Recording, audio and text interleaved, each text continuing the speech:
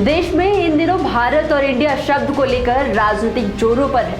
केंद्र सरकार जहां G20 के उपलक्ष्य में भेजे जा रहे आधिकारिक निमंत्रण पत्र पर भारत लिखकर भेज रही है, तो वहीं विपक्ष इसका विरोध कर रहा है। इन सब के बीच कुछ लोग की दिलचस्पी यह जानने में है कि भारत का नाम आखिर इंडिया कब पड़ा था। आखिर भारत के संविधान में इंडिया नाम की कहानी क्या है और इसका पूरा इतिहास क्या है। आपको जानकर आश्चर्य होगा कि देश की आजादी के बाद भारत के संविधान में भारत शब्द ही नहीं था।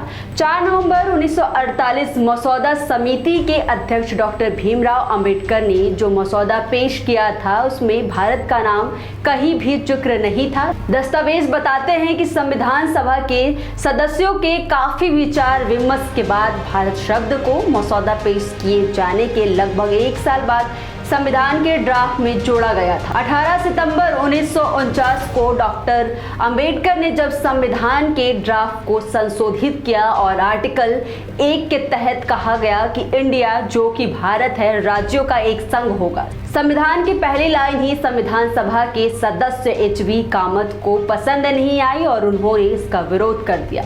उन्होंने सुझाव दिया कि भारत या फिर अंग्रेजी में लिखा जाए कि इंडिया राज्यों का एक संघ होगा।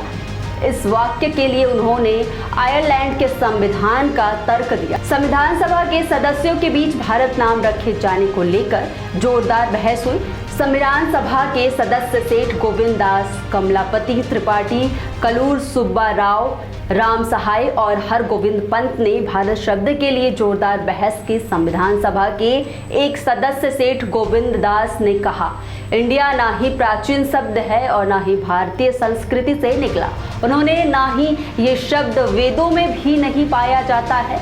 ब्रिटिश के भारत आने के बाद इस शब्द का इस्तेमाल शुरू हुआ। सेठ गोविंद दास ने कहा, भारत शब्द यहाँ के वेदों, उपनिषदों, ब्राह्मणों, महाभारत और पुराणों के साथ साथ यात्री हेवन तनशंगा के लेखन में भी पाया गया है। ये शब्द भारत की संस्कृति के बारे में विस्तार से बताता है। इस बहस में तय हुआ कि भारत शब्द किसी भी तरह पिछड़ा शब्द नहीं है, बल्कि भारत के इतिहास और संस्कृति के अनुरूप है।